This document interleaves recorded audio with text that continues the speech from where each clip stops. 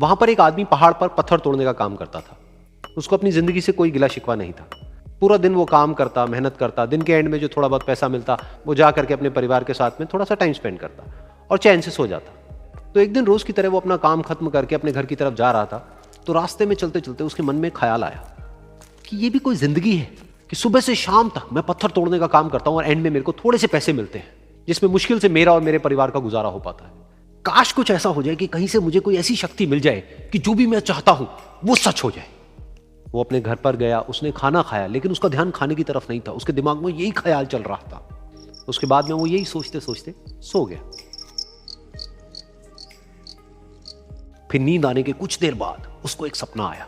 सपने में उसने देखा कि रोज की तरह वो अपना काम खत्म करके अपने घर लौट रहा था। रास्ते में उसने एक बहुत ही बड़ा घर देखा और उसके मन में आया कि काश ये घर मेरा होता और मैं इसका मालिक होता।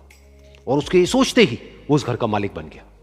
उसको यकीन ही नहीं हो रहा था कि जो उसने सोचा वो बन चुका है। लेकिन उसकी खुशी ज्यादा देर नहीं टिक पाई, क्योंकि उसको एकदम से एक शोर सुनाई दिया।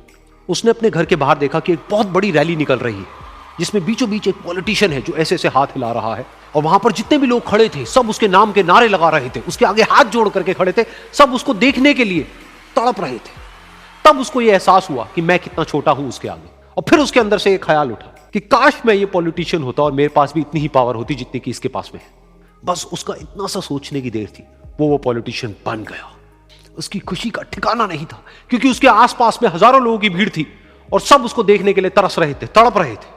लेकिन उसकी ये खुशी भी ज्यादा देर नहीं टिक पाई। धूप बहुत ही तेज थी और उस पॉलिटिशियन को आदत नहीं थी इतनी गर्मी में रहने की। तो उस धूप की वजह से उसको चक्कर आ गए और वो बेहोश होकर के गिर गया। फिर उसको एहसास हुआ कि ये पॉलिटिशियन सबसे ताकतवर नहीं है, ये जो सूरज है ये सबसे ताकतवर है। और उसके मन में आया कि काश मैं ये सूरज बन जाऊं तो मेरे आगे कोई नहीं टिक पाएगा। और उसका इतना सा सोचने की देर थी और वो सूरज बन गया। और वो खुशी से पागल हो गया, क्योंकि पूरी दुनिया को वो ही रोशन कर रहा था और पूरी दुनिया में ऐसा कोई नहीं था जो कि उसकी रोशनी को रोक सके। लेकिन उसकी ये खुशी भी ज्यादा देर टिक नहीं पाई, क्योंकि कुछ ही देर बाद आसमान में कुछ काले बादल आए जिन्होंने कि उस सूरज की रोशनी को रोक दिया। फिर उसको यह एहसास हुआ कि इस दुनिया में ऐसा भी कोई है जिसमें दम है उसकी रोशनी को रोकने का। और उसके मन में एक ख्याल उठा कि काश मैं वो बादल बन जाऊं।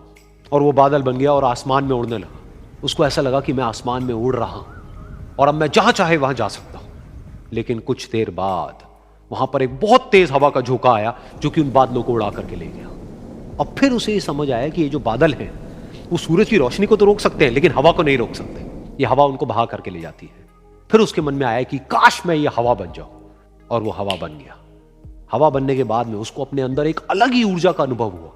वो चाहे तो आराम से बहता और चाहे तो आंधी बन करके, तूफान बन करके, जिसको भी चाहे उड़ा करके ले जाता। उसको ये विश्वास होने ही लगा था कि इस दुनिया में सबसे ज्यादा शक्तिशाली मैं हूं। लेकिन तभी उसके सामने आया एक पहाड़।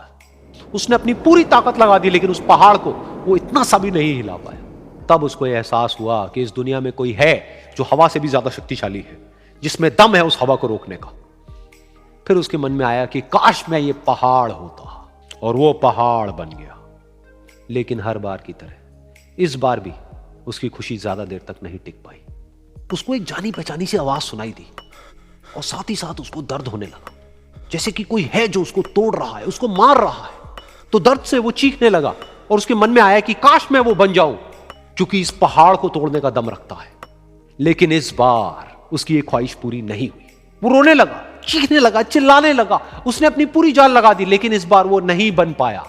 उसका दर्द बढ़ता ही चला जा रहा था और दर्द की वजह से एकदम से उसकी नींद खुली और सामने शीशा था। उसने शीशे में देखा और उसको समझ आया कि सपने में मैं वो क्यों नहीं बन पा रहा था जो मैं बनना चाहता था, क्योंकि असलियत में मैं वो ही हूं।